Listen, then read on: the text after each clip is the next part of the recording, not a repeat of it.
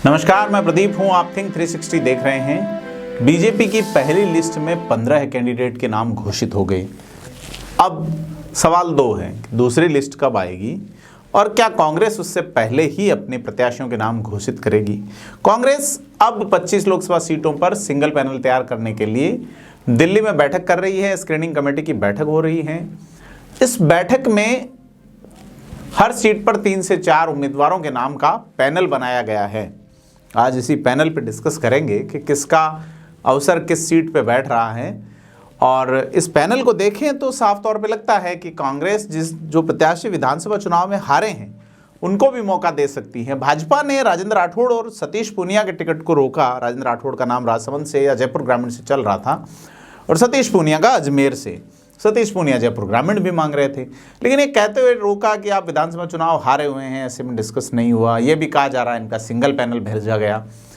तो वैसे भाजपा ने ज्योति मिर्धा को नागौर से टिकट दिया है।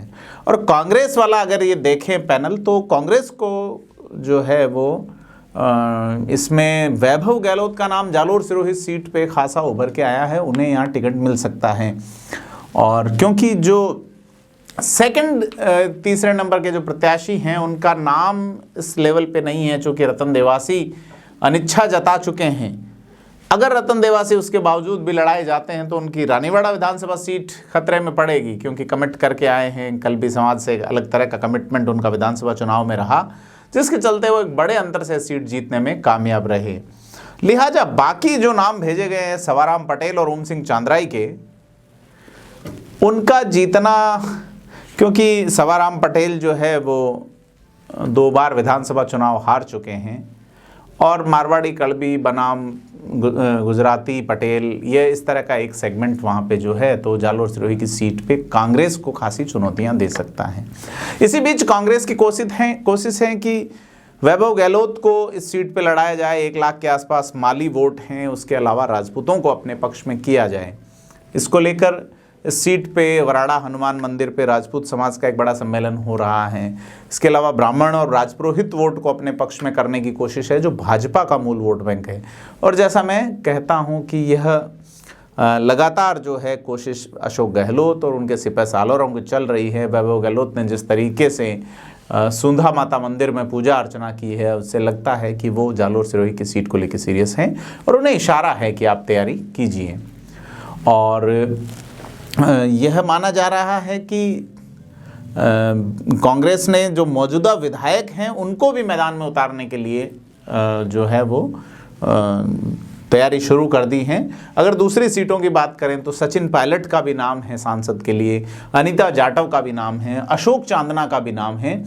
तो अनीता जाटव अभी हिंडौन से विधायक हैं, सचिन पायलट टोंक से हैं और अशोक चांदना हिंडोली से विधायक हैं। हिंडोली वैसे तो बूंदी जिले में है, लेकिन भीलवाड़ा लोकसभा क्षेत्र की सीट है। और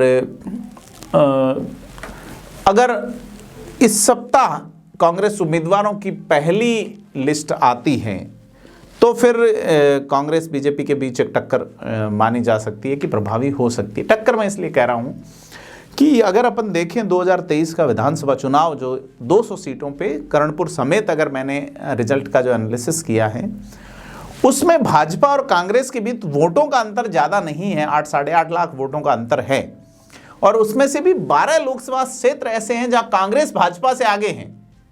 तो यह बड़ी चौंकाने वाली बात है। और ये क्षेत्र जो है ये सीमावर्ती क्षेत्र हैं।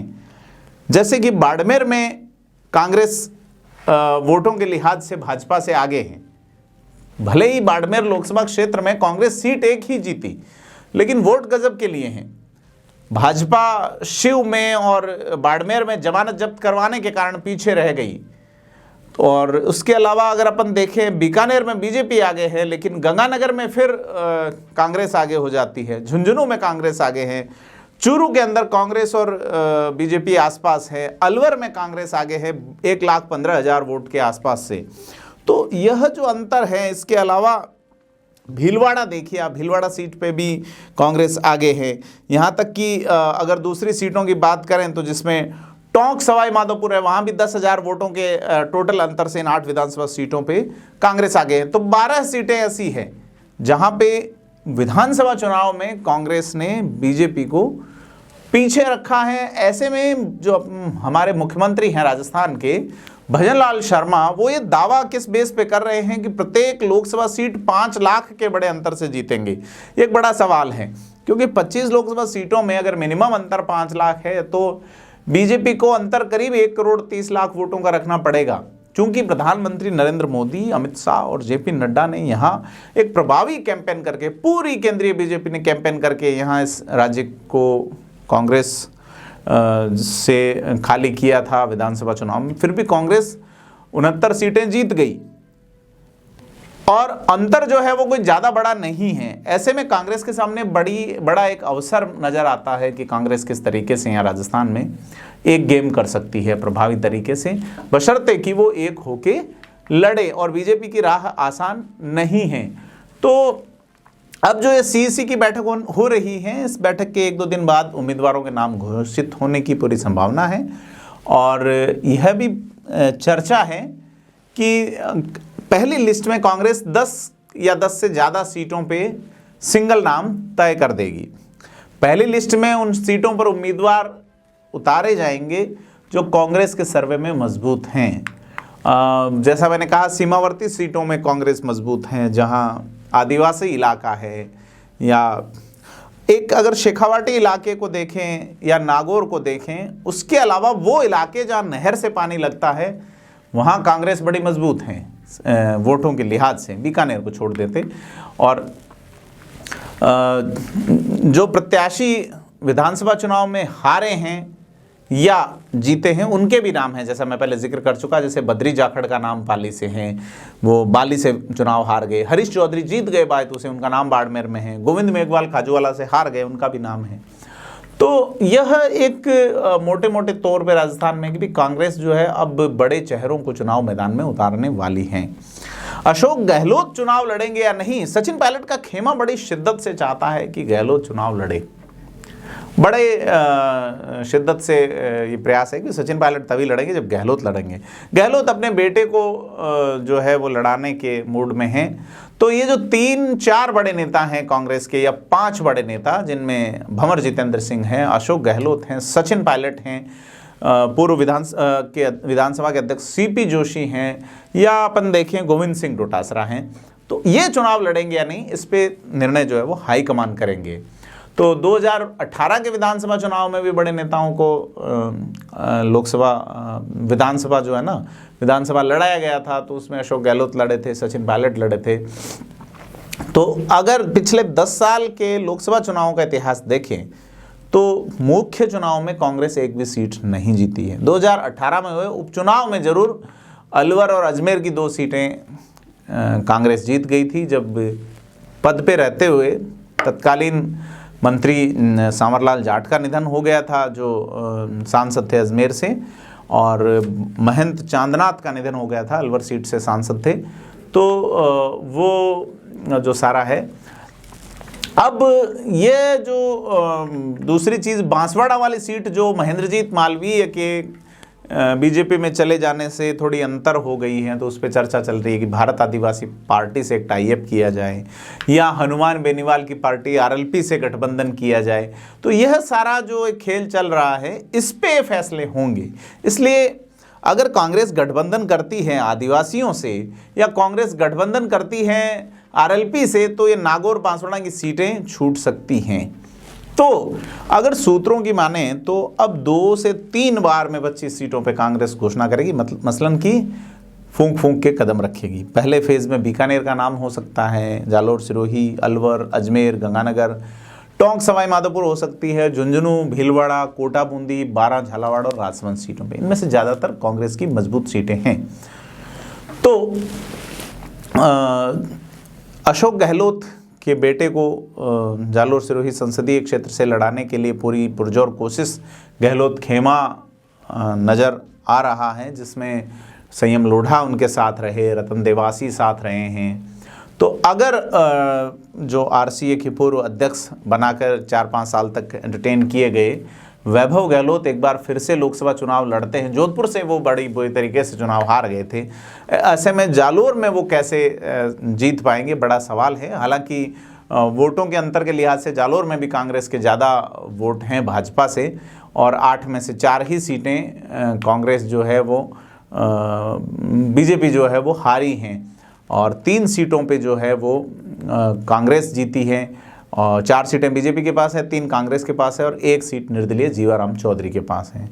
और अशोक गहलोत भी इस तरह की कोशिश में जुटे हैं, जिस तरह के फ़ोटो आ रहे हैं कि वो अपने बेटे वैभव गहलोत को किसी तरीके से राजनीतिक परिदृश्य में सेट करने की पुरजोर कोशिश में जुटे हुए हैं। तो इन सब को लेके जो है वो चल रहा है चर्चा।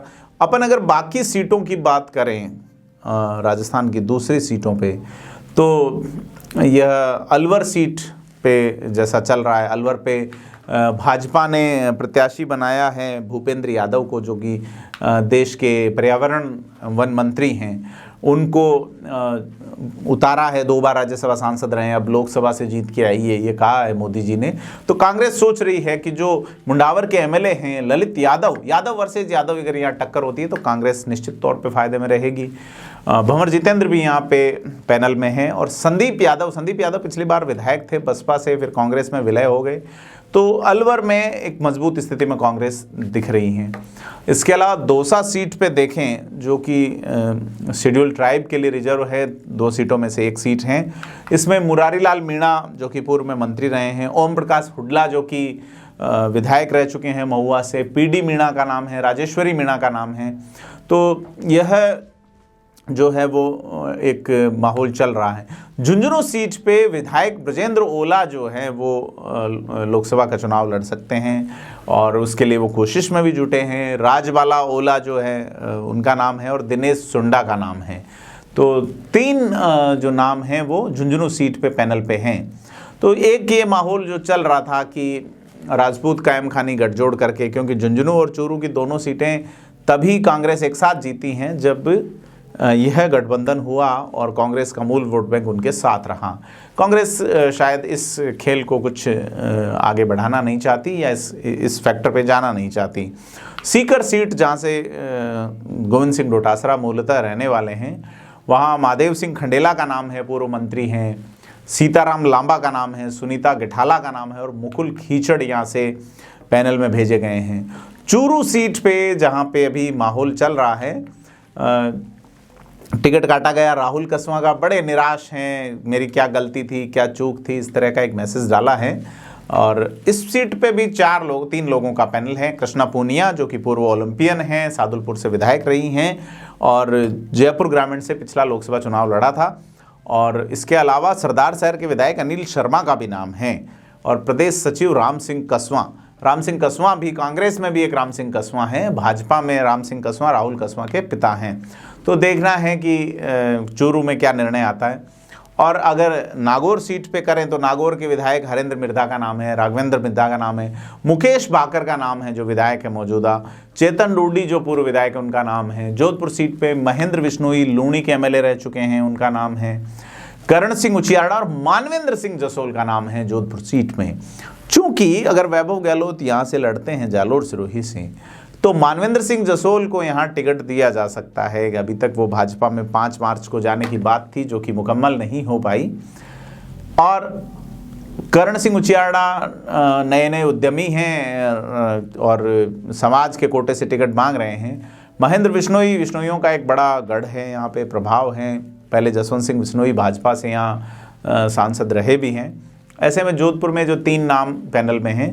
पाली सीट पे बद्री जाखड़ लगातार बने हुए हैं। संगीता बेनीवाल जो बाल कल्याण जो आयोग था उसकी चेयरमैन थी कांग्रेस सरकार में, उनका नाम है। और दिव्या मदेरणा का नाम है। दिव्या मदेरणा खासी मुखर रही हैं, कांग्रेस महिलाओं को टिकट देती है, तो फिर पाली सीट पे एक बार फिर से महिला को दिया जा सकता है। जैसे कि 2014 में बद्री जाखड़ सांसद थे और उनकी जगह उनकी बेटी मुन्नी देवी गोदारा को टिकट दिया गया था, लेकिन वो चुनाव हार गई थी। बीजेपी ने इस सीट पे पीपी चौधरी को एज इट इज़ रखा है।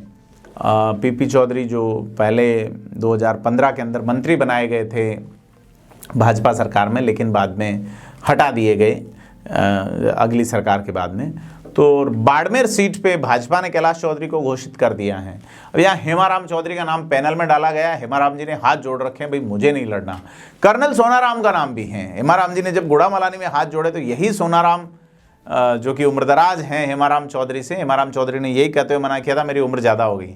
लेकिन कांग्रेस में चलता है खेल। यहाँ हरीश चौधरी का भी नाम है, प्रभा चौधरी का नाम है, और श्रीगंगानगर सीट पे विधायक सोहन नायक हैं, और इसके अलावा पूर्व सांसद शंकर पन्नू एजिटीज़ हैं, कुलदीप इंदौरा और शिमला नायक का भी यहाँ इस सीट से नाम है। ये एससी के लिए रिजर्व है। बीजेपी ने अभी तक यहाँ प्रत्याशी घोषित नहीं किया है। यहाँ जो है वो पूर्व मंत्री निहाल चंद चौहान जो है वो यहाँ से सांसद हैं फिलहाल लगातार। और बीकानेर सीट पे कांग्रेस जो है वो अब किसे उतारेगी? गोविंद मेघवाल जो कि खाजूवाला से थे, पहले मंत्री रह चुके हैं। गोविंद मेघवाल नोखा से भी विधायक रह चुके हैं। तो ये सारा देखते हुए गोविंद मेघवाल कांग्रेस के प्रत्याशी हो सकते हैं। मदन गोपाल मेघवाल, मोडाराम मेघवाल और सरिता मेघवाल का भी इस सीट पे नाम है। यह भी शेड्यूल कास्ट के लिए रिजर्व सीट हैं। और उदयपुर सीट जो है यहाँ ये जो कि शेड्यूल ट्राइब के लिए रिजर्व हैं, 3 सीटें शेड्यूल ट्राइब के लिए राजस्थान में रिजर्व हैं, 4 सीटें एससी के लिए रिजर्व हैं। तो उदयपुर सीट पे रघुवीर मीणा, दयाराम परमार पूर्व मंत्री रहे हुए हैं, बुजुर्ग हैं। रघुवीर मीणा भी कांग्रेस में बड़े पदाधिकारी हैं। ताराचंद मीणा हैं। और डूंगरपुर बांसवाड़ा भी शेड्यूल ट्राइब के लिए रिजर्व है। यहाँ अर्जुन सिंह बामणिया और नानालाल नीनामा का नाम है। डूंगरपुर बांसवाड़ा पे कांग्रेस मजबूत स्थिति में थी, लेकिन महेंद्रजीत मालवीय को यहाँ बीजेपी ने टिकट देके स्थिति अपने पक्ष में की है। और टोंक सवाई माधोपुर सीट जो है वहाँ सचिन पायलट का नाम है, हरीश मीणा का नाम है, नमो नारायण मीणा का नाम है और केसी घुमरिया का नाम है। तो अगर निर्णय होता है बड़े नेता लड़ेंगे तो सचिन पायलट ये सीट निकाल सकते हैं। करौली धूलपुर पे मैंने जैसे पहले बताया कि अनीता जाटव को यहाँ से प्रत्याशी बनाया जा सकता है। सुरेश बैरवा और लखीराम बैरवा का भी नाम है।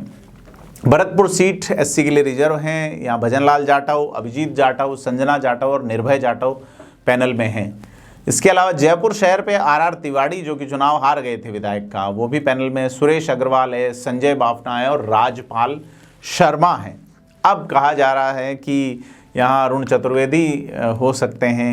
यह एक भाजपा की ओर से, लेकिन कांग्रेस ने यह पैनल भेजा है। आर तिवारी जो बाल मुकुंदाचार्य के सामने कड़ी टक्कर दी थी उन्होंने और चुनाव हार गए थे। और जयपुर ग्रामीण पे राजेंद्र यादव का नाम है जो कि मंत्री रह चुके हैं, गृह राज्य मंत्री पिछली सरकार में। अनिल चोपड़ा का नाम है और इंद्राज गुर्जर जो कि विराटनगर से विधायक रह चुके हैं। भीलवाड़ा सीट पे धीरज गुर्जर का नाम है, रामलाल जाट का नाम है, अक्षय त्रिपाठी और सीपी जोशी जो कि विधानसभा अध्यक्ष थे। रामलाल जाट जो राजस्व मंत्री थे। कोटा बूंदी सीट पे अशोक चांदना का नाम है, ममता शर्मा का नाम है और शांति धारीवाल का नाम है और सरोज मीणा का नाम है। यहाँ से शांति धारीवाल कोटा में एक नारा भी चलता है ओम शांति का। तो क्या ओम बिरला के सामने शांति धारीवाल आएंगे, बड़ा सवाल है। 12 झालावाड़ सीट पे प्रमोद जैन भाया हैं, भाया की पत्नी उर्मिला जैन हैं, रघुराज सिंह हाड़ा है वहाँ पे और गिरिराज धाकड़ हैं। और इसके अलावा राजसमंद सीट पे जहाँ अभी तक बीजेपी ने घोषणा नहीं की है, 12 झालावाड़ पे दुष्यंत सिंह है लगातार। और राजसमंद सीट पे देवकी नंदन गुर्जर उर्फ काका, सुदर्शन सिंह रावत, रामचंद्र जारोड़ा और कार्तिक चौधरी यहाँ से दावा कर रहे हैं। Chittorgarh seat CP Joshi BJP के प्रदेश अध्यक्ष यहाँ से प्रत्याशी हैं। मामला फंसा हुआ है इस सीट पे। चंद्रपाल सिंह आक्यावर से चित्तौड़ में सीपी जोशी वाला मामला कैसे चलेगा देखने वाली बात होगी। लेकिन यह माना जा रहा है कि ये जो चुनाव है ये थोड़ा सा चित्तौड़गढ़ में टक्कर का रहेगा। यहाँ जितेंद्र सिंह, उदयलाल आन्ना और प्रमोद सिसोदिया पैनल में हैं। और जालोर सिरोही सीट पे जैसा हम जिक्र कर चुके कि वैभव गहलोत हैं, रतन देवासी है, सवाराम चौधरी है और ओम सिंह चांद्राई हैं। तो ओम सिंह चांद्राई प्रदेश महासचिव हैं। अजमेर सीट पे विधायक जो हैं अभी फिलहाल किशनगढ़ के विकास चौधरी हैं। रघु शर्मा केकड़ी से बुरी तरह चुनाव हार गए और रामचंद्र चौधरी, ये लोग पैनल में हैं। तो भाजपा में कुल मिला के टिकट वितरण के बाद अब कांग्रेस की ओर नज़र है। आपको क्या लगता है कि राजस्थान में राजनीति में कांग्रेस किसे कहां से टिकट देगी? हमें कमेंट बॉक्स में ज़रूर बताइए और थिंक 360 को लाइक से और सब्सक्राइब जरूर करें। धन्यवाद।